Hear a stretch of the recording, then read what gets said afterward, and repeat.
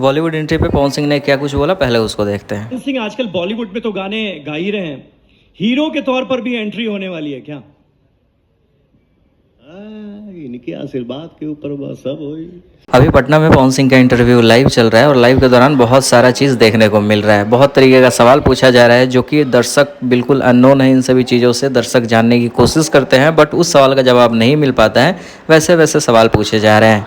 जैसे कि सबको पता होगा, बॉलीवुड इंडस्ट्री में पवन सिंह 2-3 गाने गा चुके हैं। स्त्री 2 वाला तो पूरा हिट है, अभी जस्ट 2 दिन पहले 700 मिलियन व्यूज़ क्रॉस किया है। तो इसी पे पूछा गया पवन सिंह को लेकर कि भैया आप बॉलीवुड फिल्म में गाना तो दे दिए, आप फिल्म में नज़र कब आएंगे। इस पे पवन सिंह ने कहा कि अगर फैंस का आशीर्वाद रहा, दुलार रहा, प्यार रहा तो बहुत जल्द बॉलीवुड फिल्म में नज़र आएंगे। इंटरव्यूअर ने पूछा कि आगे क्या कुछ सीन बन सकता है, किसके साथ आपकी फिल्म में आ सकती है। तो इस पे पवन सिंह ने जवाब डायरेक्टली तो नहीं दिया, बस बोला कि आने वाला समय बताएगा, आने वाला वक्त बताएगा, सब चीज़ मार्केट में देखने को मिलेगा।